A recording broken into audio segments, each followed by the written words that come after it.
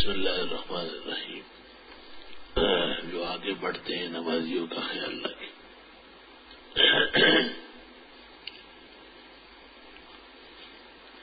ماہنامہ الاحسن ربیع الثانی کا الحمدللہ آ چکا ہے. بعض اہم مہم مضامین ہیں اداریہ، اور دو بزرگ علماء جو شہید ہوئے ہیں ان کے احوال بھی ہے، اور اس کے علاوہ نام نہاد اسلامی بینکاری پر لکھنے والی کتابوں کا بڑا علمی مضبوط جائزہ ہے.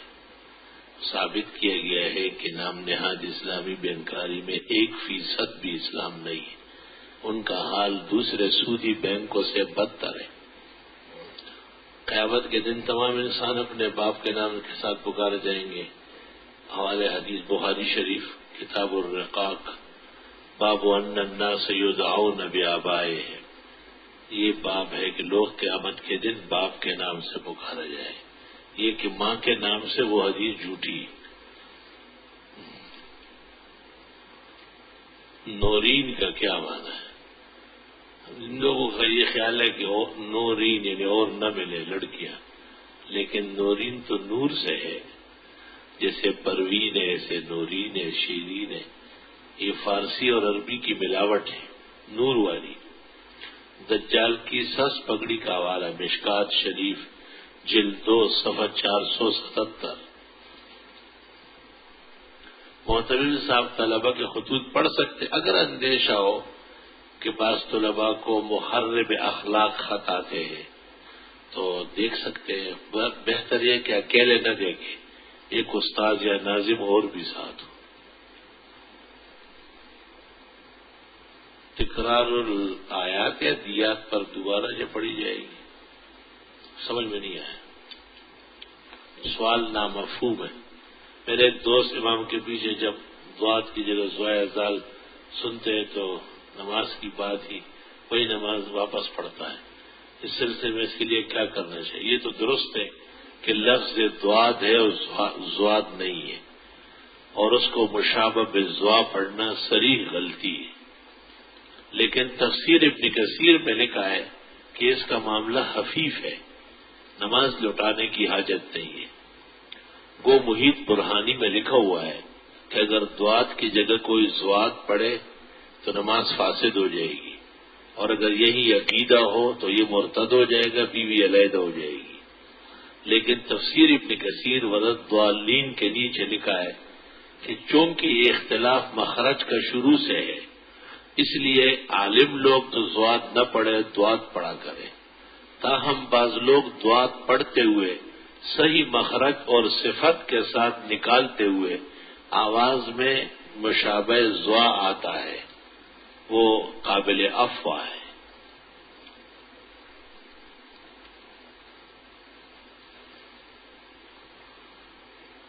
باقی تفصیل میں نے پوری کر دی، امید ہے آپ سمجھ لیں. ہمارے یہاں بچے یا بچی کے پیدا ہونے کے 6 دن بعد چھٹی مناتے ہیں. اس میں لڑکے سے بسم اللہ لکھائی جاتی ہے. پیدا ہونے کے 6 دن لڑکا کیسے لکھے گا؟ ہمیں معلوم نہیں کہ یہ کون سا رسم ہے. 12 خلاف شرع ہے. 4 سال 4 ماہ دن کی 4 دن دن کی 4 گھڑی ہونے پر تو بزرگوں سے بسم اللہ چھوٹے بچے یا بچی کو پڑھانا ٹھیک ہے.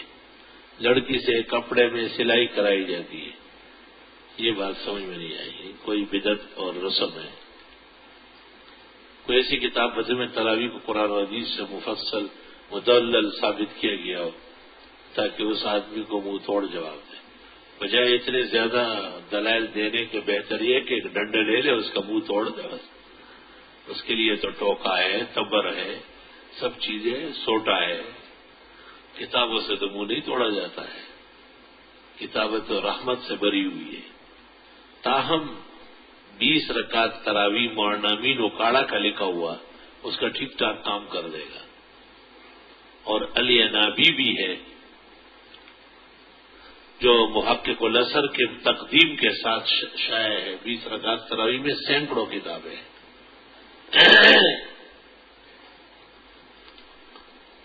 عقیقے میں لڑکے کے لیے 2 بکرے اور یا بکری بھی کر سکتے ہیں، نہیں دونوں برابر ہے، بہتر بکرے۔ کیا پرفیوم لگا کر نماز پڑھی جا سکتی؟ جی ہاں، لوگ کہتے ہیں اس میں الکوہل ہے، الکوہل اگر ہو بھی تب بھی کوئی فرق نہیں پڑے گا، اس کی ہیئت تبدیل ہو گئی۔ بوڑھی دادی کی جگہ حج اگر اس کا پوتا کرے تو کیا دادی کی طرف سے حج ہو جائے؟ جی ہو جائے، احرام اس کی طرف سے باندھے۔ بعض رات تعصب کی بنا پر فقہ پر اعتراض کرتے، خاص طور پر فقہ حنفی پر، کہتے ہیں کہ فتح غازی خان شامی وغیرہ میں لکھا ہے علاج کے طور پر سورہ فاتحہ پیشاب کے ساتھ لکھ کر مریض کو دینا مفید ہے کہ یہ حقیقت ہے؟ یہ سب سے پہلے فتاوی غیاثیہ میں آیا ہے، لیکن یہ بطور علاج کے ہیں، جیسے علاج اور ضرورت کے لیے خنزیر کا گوشت مومن استعمال کرتا ہے اور خون اور مردار استعمال کرتا ہے۔ اور اس مسئلے کی بنیاد یہ ہے کہ هل يجوز التداوی بالمحرم، ناجائز طریقے سے علاج جائز ہے؟ تو درست بات یہ ہے کہ جائز ہے، کیونکہ بنیاد وہی خنزیر کا گوشت کھا کے بچنا ہے۔ دوسری بات یہ ہے کہ وہاں بول لکھا ہوا ہے، بول الانسان کہیں نہیں لکھا ہوا، اور بول گائے کا یا اونٹ کا اہل حدیث کے ہاں پاک ہے، اور ان کے ہاں ہندوؤں کی طرح قابل شرب ہے، پی بھی سکتے ہیں، فقہ محمدی میں لکھا ہے۔ اور فاتحہ ان کے نزدیک قرآن نہیں ہے، اس لیے وہ امام کے پیچھے پڑھتے ہیں، وہ کہتے ہیں یہ نماز کے لیے علیحدہ صورت ہے۔ اہل الحدیث کا قرآن بقرہ سے شروع ہے، تو چونکہ فاتحہ ان کے نزدیک غیر قرآن ہے اور بول معقول اللحم ان کے ہاں طاہر ہے، تو لو کتبت الفاتحہ بالبول ای حرج علی مذہب اہل الحدیث، یہ اعتراض کرنے والوں کے مذہب کے مطابق علاج ہے۔ جیسے علاج کے لیے ہندو اور سکھ استعمال کر سکتے ہیں، کوئی انگریز ڈاکٹر بھی آدمی کی فزیشین یا سرجری کر سکتا ہے، اس طریقے سے غیر مقلد جو فرقہ ضالہ مارقہ ہے ان کے نظریے کے مطابق یہ تجویز ہوا ہے، لیکن بڑے اکابر علماء نے اس علاج کی کبھی بھی اجازت نہیں دی، منع فرمایا ہے۔ میں نے جو جواب دیا انشاءاللہ اس سے بہتر جواب کہیں نہیں پاؤں گا۔ ہمارے محلے کی مسجد میں امام صاحب فرائض نماز کے بعد بہت ہی مختصر دعا مانگتے، ہم ابھی تسبیح شروع کرتے تو وہ دعا کے لیے اٹھ جاتے، ہاتھ اٹھاتے، کیا ہم تسبیح چھوڑ کر بتا دیں ان کو؟ پہلی بات تو یہ کہ فرائض کے بعد تو تسبیح صرف فجر و عصر میں ہے، ویسے تو سنتوں کے بعد ہے، اور جن نمازوں کے بعد سنن موقد ہے جیسے ظہر مغرب عشاء، تو مختصر دعا مانگ کے اور سنتوں کے لیے کھڑے ہو جائے۔ وظیفے اور تسبیحات کے لیے بیٹھے رہنا خلاف سنت ہے، کیونکہ سنت کا درجہ ان سے اونچا ہے۔ تاہم اگر امام اس کے بھی خلاف کرتا ہے تو اس کو ہدایت دی جا سکتی ہے۔ 2 رکعت والی سنت نماز میں کافرون اخلاص کے علاوہ کون کون سے ہر صورت پڑھ سکتے ہیں؟ پابندی رہی ہے۔ ہمارے گاؤں میں عید کی نماز ہوتی ہے لیکن لوگ 20 سے زیادہ نہیں ہوتے، کیا نماز ہوگی؟ بہتر یہ کہ وہ لوگ عید نہ پڑھیں، قریبی شہر میں جا کے پڑھیں۔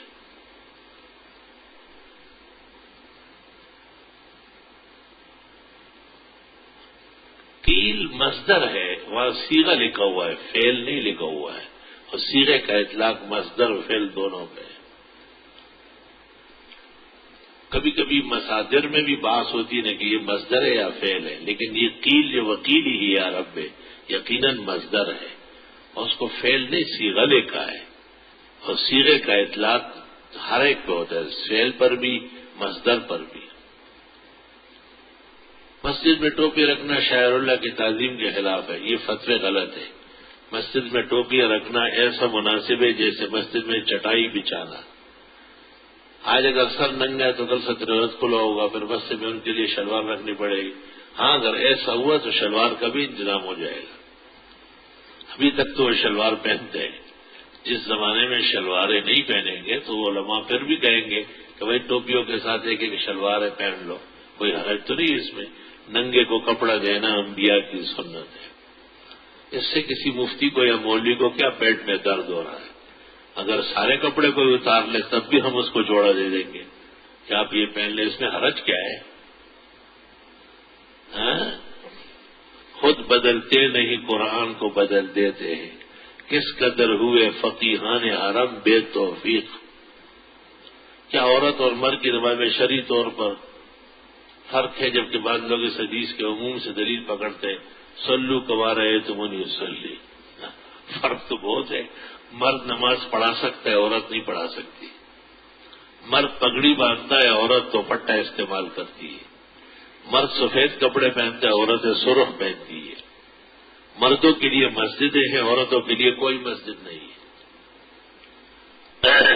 فرق یقیناً ہے، عورت کے فرق کا انکار کرنا کم عقل پن ہے۔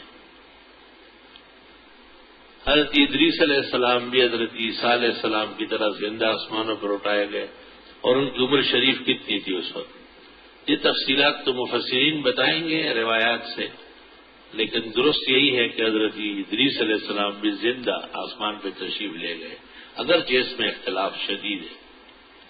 کوئی شخص نماز میں سورہ فاتحہ پڑھ رہا تھا، پڑھتے پڑھتے وہ یہ بھول گیا کہ وہ کہاں سے پڑھ رہا ہے، پھر وہ شروع سے دوبارہ سورہ فاتحہ پڑھنے لگا۔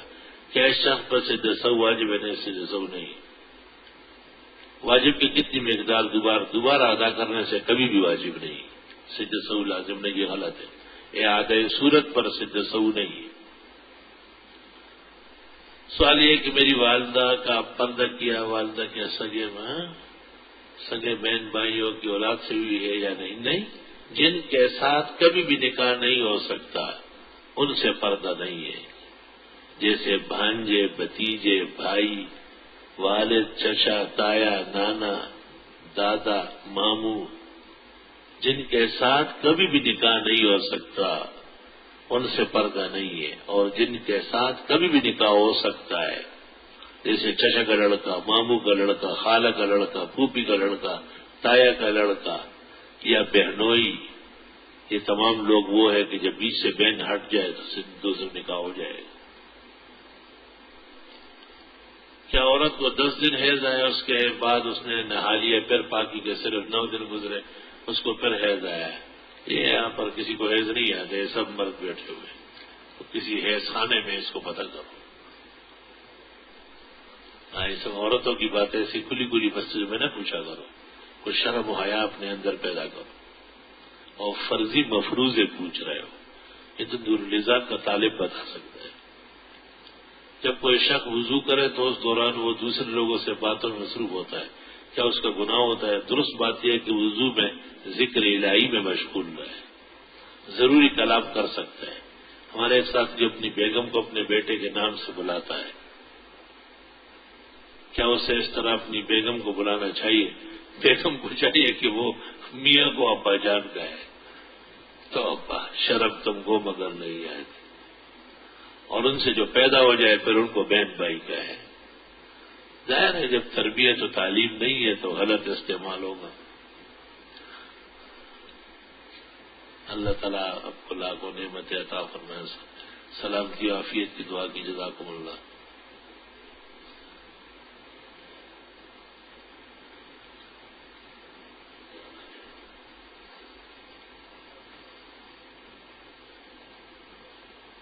لکھا ہے کہ الاحسن کے نئے شمارے ربیع الثانی کے معارف و محاسن وفیات کے عنوان میں جو تحریر فرمایا وہ ہوش میں آنے اور شہداء امت اور سالار امت کی شان کے مطابق ہے، اور ہمارے جذبات کی صحیح ترجمانی ہوئی۔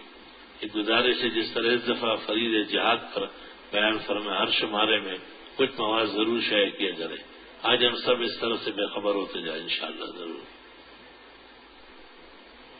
انشاءاللہ۔ کیا اذان سے پہلے الصلاۃ والسلام پڑھنا چاہیے؟ خالص بدعت بے دینی، اضافہ فی الدین ہے۔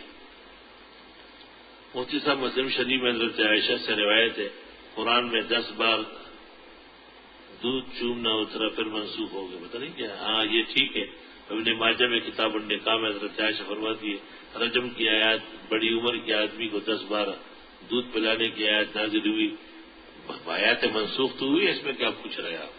شک کیا ہے؟ جب بی بی صاحبہ فرماتی ہے تو ٹھیک ہے نا۔ قرآن کہتے ہیں ما ننسخ من آیت او ننسها نأتی بخیر منها ومثلها، کچھ آیتیں ہم پیچھے ہٹاتے، کچھ منسوخ کرتے، اس سے بہتر نازل کرتے۔ الم تعلم ان اللہ علی کل شیء قدیر، اتنی عقل نہیں ہے کہ اللہ سب کچھ کر سکتا ہے؟ کیا بزرگ خواتین سے سر پہ ہاتھ رکھوانا درست ہے؟ نہیں، نہ رکھوائے تو اچھا ہے، لیکن اگر اس طرح بڑی بوڑھی ہے اور وہ کسی بیٹے پوتے نواسے بھلے جوان کیوں نہ اس کے سر پہ ہاتھ رکھے یا اس کے پیشانی چومے تو جائز ہے، کتاب الآثار محمد میں ہے۔ امام کے ساتھ مقتدی کے رہ جانے والی نماز میں اگر کھڑے ہو کر بات سنا جائے تو سجدہ سہو کرنا ہے؟ سمجھ میں نہیں آیا کیا پوچھ رہے ہیں؟ اگر ایک رکعت میں 2 بار سورہ فاتحہ پڑھ لی سجدہ سہو نہیں۔ سلام کے بعد پوچھ رہی ہے کہ ایسی کوئی روایت ہے کہ صفائی نصف ایمان ہے؟ الطہور شطر الایمان، طہارت ایمان کا حصہ ہے، صفائی نہیں مراد۔ انسانوں سے بہتر برتاؤ نصف عقل ہے، یہ مجھے روایت معلوم نہیں۔ میاں روی نصف معیشت ہے، یہ مشہور جملے ہیں زاد الطالبین میں، آپ دیکھیں۔ سوال کرنا نصف علم ہے، حسن السوال نصف العلم، اچھا پوچھنا، برمحل پوچھنا، یہ سنن دارمی میں ہے۔ کوئی جاننے والا ملتا ہے، وہ والد صاحب کی خیریت پوچھ کے سلام کہتا ہے، تو کیا اگر وہ سلام والد صاحب تک پہنچانا بھول گیا، جب یاد آ جائے تو پہنچاؤ۔ ایک ایسی پلیٹ جس میں جانور کی تصویر بنی ہو، اس کا رنگ کالا ہو، کیا کھانا؟ اگر سمجھ میں نہیں آ رہا ہے کسی کو تو جائز ہے، جس کو سمجھ آ رہا ہے ان کے لیے اس میں استعمال ناجائز ہے۔ ایسی فیکٹری میں کام کرنا جو ایک بے دین گروپ کی ملکیت ہے، اور ہمارے فیکٹری ایک مسجد ہے جس میں باجماعت نماز ہوتی ہے، لیکن اس میں 3 مستقل کوئی عالم نہیں ہوتے، بلکہ فیکٹری کا ایک چوکیدار جس کی شرعی داڑھی ہے لیکن کوئی عالم نہیں، ان کا قرآن کا تلفظ بھی صحیح نہیں ہے، جماعت بہرحال۔ اور لوگ جب بدھو شدھو ہوئے تو اس میں یہ اندھوں میں ایک کانا راجا ہوتا ہے، ان کو پڑھا سکتا ہے۔ آپ داڑھی صحیح کر لیں اور قرآن تجوید سے پڑھ لیں، آگے ہو جائے۔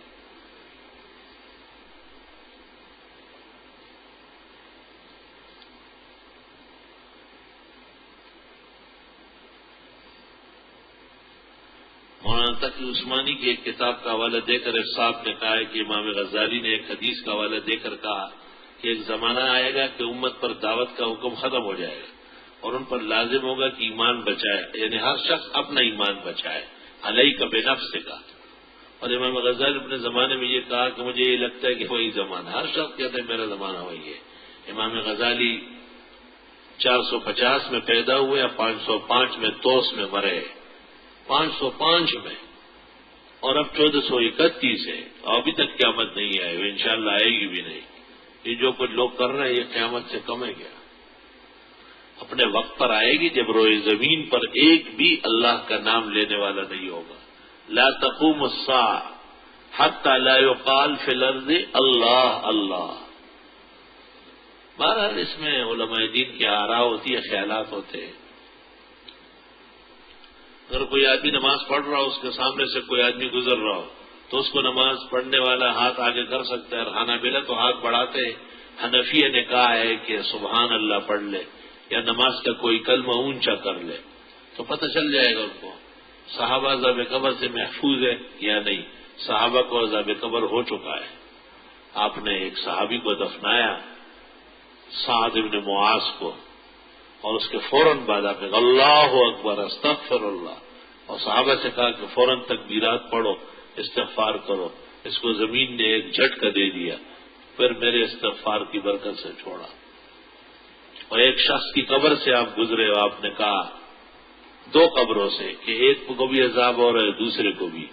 ایک کے متعلق کہا کہ یہ پیشاب کے چینٹوں سے نہیں بچتا تھا، اور دوسرے کے متعلق فرمایا کہ یہ چغلیاں کھاتا تھا۔ ظاہر مسلمانوں کی قبر ہے، کیونکہ کافر تو ویسے ہی جہنمی ہے، اس کے لیے عذاب قبر کا کیا معنی ہے؟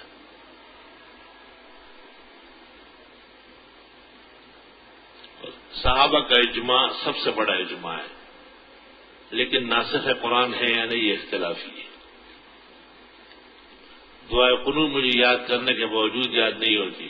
عشاء کی نماز میں مسجد کی دیوار پر فریم لگا ہوا ہے تو نماز کے دوران نظر اٹھا کر پڑھ لیتا ہوں. مہربانی فرما کر آپ کھانا پینا آج سے بند کر دے. وہ عہد کرے کہ میں ایک غیرتی مسلم ہوں, دعائے قنوت پڑھنا وطروں میں واجب ہے اور مجھے ابھی تک یاد نہیں, اتنا بڑا خط لکھ رہا ہے. تو آپ جب تک دعائے قنوت یاد نہ ہو, نہ چائے پیے, نہ کھانا کھائیں, نہ ٹھنڈا پانی پیے. دیکھیں آپ کو آج رات تک یاد ہو جائے گی. اگر پھر بھی یاد نہیں ہوئی تو میرے پاس آ جانا, میں یاد کرا دوں گا آپ کو. اس حدیث کے بارے میں پوچھ رہے ہیں جس میں آیا ہے کہ آپ پیدا نہ ہوتے تو کائنات نہ بنائیے, جھوٹی روایت ہے. محدثین کا اتفاق ہے کہ یہ موضوعی محض ہے. مرحومہ والدہ کے انتقال ثواب کے لیے کون سا عمل؟ مال خرچ کرنا, خواہ غربا مساکین کو کھانا کھلائے, خواہ انہیں کپڑے دے, راشن دے, علاج معالجے کے پیسے دے, ویسے ان میں تعاون بانٹے. انفاق المال بہت زیادہ فائدہ مند ہے مردگان کے لیے. ہمارے مذہبی رہنما ہیں, اللہ تعالیٰ آپ کا سایہ تاجر سلامت رکھے. میری علی سخت تکلیف میں, ڈاکٹر نے منگل کو آپریشن بتایا, اللہ صحت دے, زندگی دے, شفا عطا فرمائے. عمرے پر جا رہے, دعاؤں کی درخواست انشاءاللہ, دعائیں حاضر ہیں. جامعہ عربیہ کے دور حدیث کے طالب علم شعیب کی والدہ علی نے, اللہ تعالیٰ انہیں کامل و اکمل صحت و شفا عطا فرمائے. الحمدللہ رب العالمین. نستغفرک اللہم ونسألک السلام والعافیہ. اللهم إني أسألك علما نافعا وعملا صالحا ورزقا حلالا وعمرا مباركا. اللهم حبب لنا الإيمان وزينه في قلوبنا وكره إلينا الكفر والفسوق والعصيان وجعلنا من الراشدين المهديين. اللهم إنا نعوذ بك من عقابك وفتنة عبادك وشر بلادك. اللهم ارحم عبادك وبلادك عما يوجب مقتك وغضبك. اللهم ول امورنا خيارنا ولا تول امورنا شرارنا وارزقنا حكومة صالحة عادلة التي ترى عبادك وبلادك عما يوجب مقتك وغضبك. جنہوں نے مرحومین کا ذکر کیا, اللہ ان کی بخشش فرمائے. جنہوں نے بیماروں کا ذکر کیا, اللہ انہیں صحت دے. جن کے آپریشن ہونے والے, اللہ انہیں کامیاب صحت عطا فرمائے. جن کے دیگر پریشانیاں, آزار, کمزوریاں, بیماریاں, آفات و احاد, اللہ اپنے خزائن رحمت و مہربانی سے ان کی حفاظت فرمائے, ان کی دستگیری فرمائے, ان کو قیام حیات نصیب فرمائے. صلی اللہ علیہ وسلم.